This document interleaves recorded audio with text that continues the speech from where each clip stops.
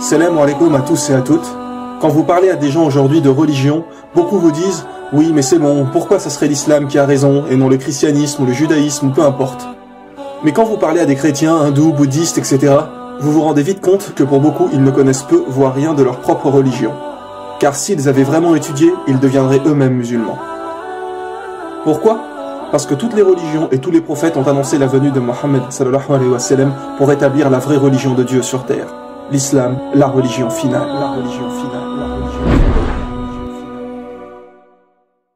finale. Nous avons déjà pas mal parlé de l'annonce du prophète Mohammed sallallahu alayhi wa sallam dans la Bible et la Torah, ainsi que l'interdiction du porc, de l'alcool, du fait de porter le voile, etc. Il est dit dans la Bible qu'une femme doit prier voilée, ou sinon qu'on lui rase les cheveux, et donc qu'il n'est pas convenable pour une femme d'être sans voile, tout comme dans le Coran. Dans Corinthiens chapitre 11, dans les versets 5 et 6, il est dit « Toute femme au contraire qui prie ou qui prophétise la tête non voilée déshonore son Dieu, c'est comme si elle était rasée. Car si une femme n'est pas voilée, qu'elle se coupe aussi les cheveux. Or, s'il est honteux pour une femme d'avoir les cheveux coupés ou d'être rasée, qu'elle se voile. » Cela pour rappeler que Dieu nous a toujours envoyé une seule et même religion. Une seule et même religion. Une seule et même religion.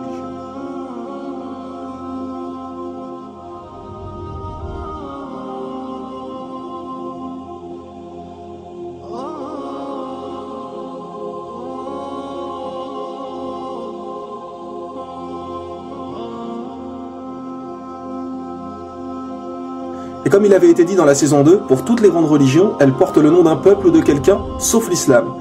L'islam veut dire faire ce que Dieu nous demande, alors que les autres noms ont été inventés suite à quelqu'un généralement. Le christianisme pour Jésus-Christ. Donc quoi, avant Jésus, la religion de Dieu n'existait pas? Bien sûr que si, ce n'est que suite à Jésus qu'ils ont inventé le christianisme. Idem pour le judaïsme, le peuple de Judée, l'hindouisme. L'étymologie du mot hindou vient de hindou en langue persane, qui est une rivière qu'ils considèrent comme sacrée.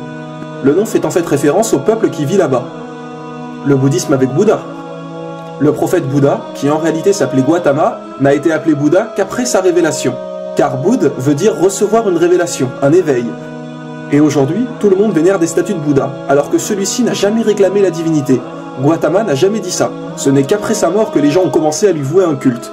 Et si vous étudiez vraiment sa vie et ses enseignements, vous ne verrez pas de différence entre l'islam et le bouddhisme.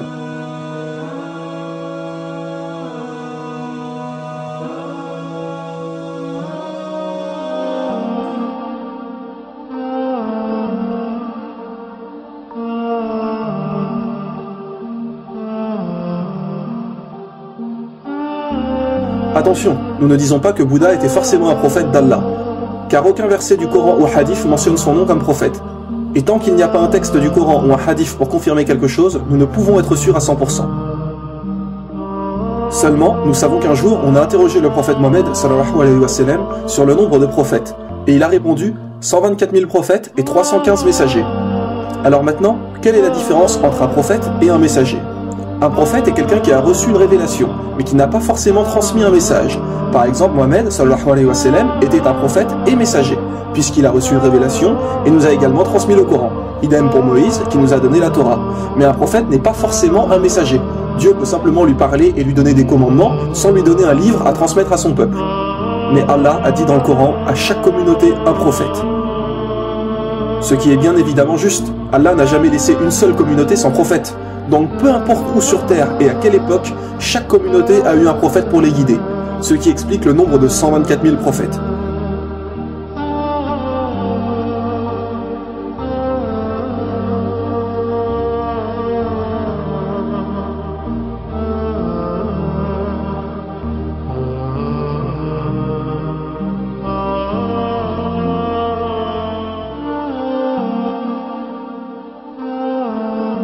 Donc, il est tout à fait possible que Bouddha était un prophète.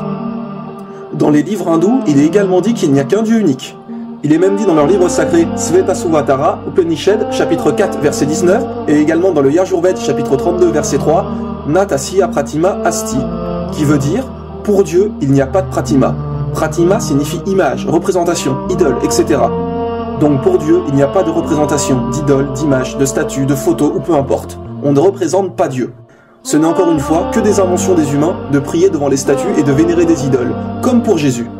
Il est dit dans la Bible, Exode chapitre 20, versets 3 à 5, « Tu n'auras pas d'autre Dieu devant ma face, tu ne feras point d'image taillée, ni de représentation quelconque des choses qui sont en haut dans les cieux, qui sont en bas sur la terre, et qui sont dans les eaux plus bas que la terre.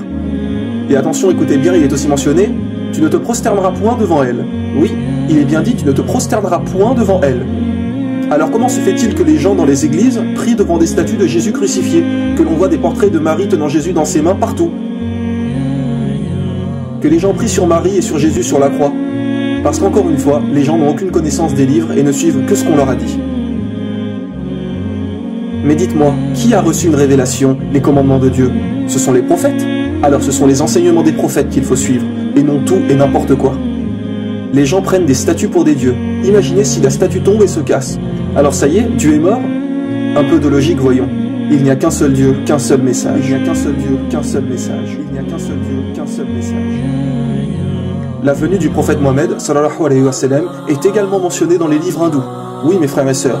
Il est dit dans les Védas, le livre sacré des hindous, en Kalki Purana, chapitre 2, versets 5, 7, 9 et 15, et donc à 4 reprises, la venue du prophète Mohammed, sallallahu alayhi wa sallam.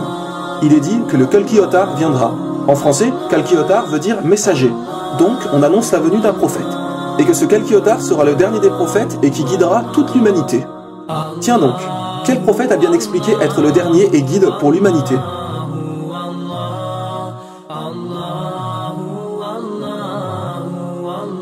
Il est dit que le nom du père de ce prophète serait Vishnuash, qui veut dire serviteur de Dieu. Bien évidemment, il parlait la langue hindoue. Mais si on le traduit en arabe, Vishnuash veut dire Abdallah. Et que veut dire Abdallah? Cela veut dire serviteur de Dieu. Et le père du prophète Mohammed s'appelait Abdallah. Il est également dit dans le livre des hindous que le nom de la mère de ce prophète est Sumati, qui veut dire en français paix et sérénité. Si on traduit Sumati en arabe, cela veut dire Amina. Et tiens donc, comme par hasard, comment s'appelait la mère du prophète Mohammed, sallallahu alayhi wa sallam? Elle s'appelait Amina. Il est aussi dit qu'il recevra sa première révélation dans une grotte. Le prophète Mohammed a reçu la révélation dans la grotte du mont Hira. Qu'il aura 4 grands compagnons, référence sûrement aux 4 califes bien guidés. Numéro 1, Abu Bakr, numéro 2, Omar ibn Khattab, numéro 3, Othman, et numéro 4, Ali. Et il y a encore de nombreuses descriptions de ce dernier prophète, de comment il vivait, ce qu'il mangeait, etc. Comme par exemple, il est dit qu'il mangeait des dattes et des olives, nourriture plus que courante à l'époque du prophète Mohammed en Arabie Saoudite. Il est dit que celui-ci sera né dans une noble et respectée dynastie de son pays, et nous savons qu'il est de la famille des dirigeants de la Mecque qui sont les Quraysh. Mais que faut-il de plus pour comprendre? Pour ceux qui disent que les hindous pensent que ce prophète annoncé n'est pas encore venu, sachez qu'il est mentionné que ce prophète mènera des batailles au sabre, à l'arc et qu'il aura des chevaux. Alors qu'à notre époque, les batailles sont plus avec des armes à feu, avions, chars, etc. Alors mes frères et sœurs, vraiment, que faut-il de plus pour comprendre? Mohammed sallallahu alayhi wa sallam a été annoncé, et il faut le suivre. Comme dit Jésus, il est celui qui vous guidera dans toute la vérité, dans toute la vérité, dans toute la vérité, dans toute la vérité. L'islam est la religion de Dieu, la religion originale, la religion finale, la religion finale.